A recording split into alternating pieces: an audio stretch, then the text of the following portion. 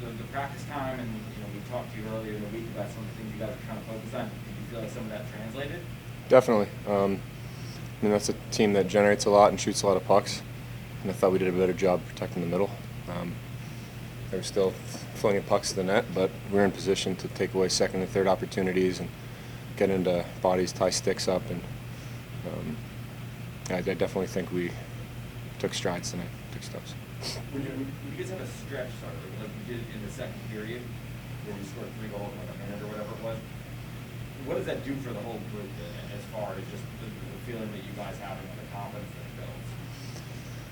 I think it was the end result of us doing the right things. I mean, there are going to be stretches where pucks aren't going in, but we're getting looks. And then it can come in bunches like that, especially with some of the skill that we have on this group, especially if we're doing the right things up and down the lineup. I mean, especially in the first period, I thought the whole game, but especially the first, Huntsy, Runes, and Revo did a tremendous job of tilting the ice. We knew they came out hard here. They would come out hard. They had a good push, but that line in particular really tilted the ice for us. And then as the game went on, everyone else kind of started following suit. So. Your response when Shesterkin was knocked over was immediate. Was there a heightened awareness after what had happened Monday night?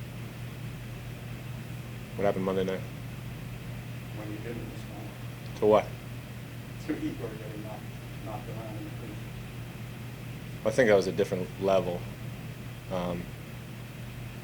I mean, there's definitely a response Monday night. You might not have been able to see it, but I know in particular there were a couple of guys on our bench who said stuff to the guy who got into the crease on Monday night, and that's a guy who typically drives the net, and I didn't see him do that after that. So there's different ways to respond, and it's not always visible. I mean, in that case, I didn't see the play really. I just saw the end result. So I still haven't really seen the play. So I don't know if he got pushed or he didn't get pushed. I just saw the goalie on the ice, and I saw someone lying down relatively close to him and just reacted, I guess. Is that something that you have to do just to let guys know that they can't go near it? Or is that something that's just a reaction that's something that can't do?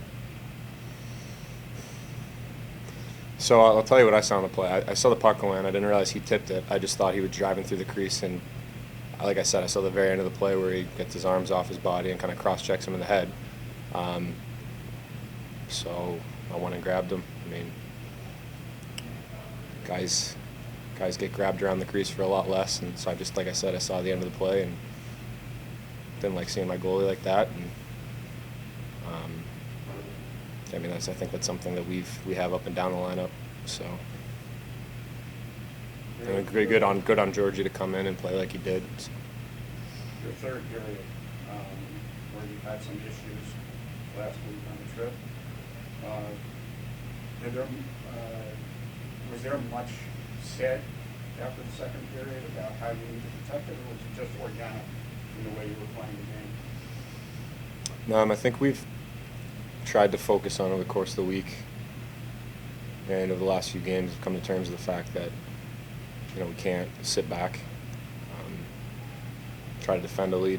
We've got to continue to play and do the things that make us successful. I mean, if we're playing in the O-zone and going low to high and not forcing plays and resetting pucks behind the net, it's going to be hard for them to generate offense. Obviously, they're going to have a push and they're going to get a few looks, but we just don't want them to be able to tilt the ice and have us sit back.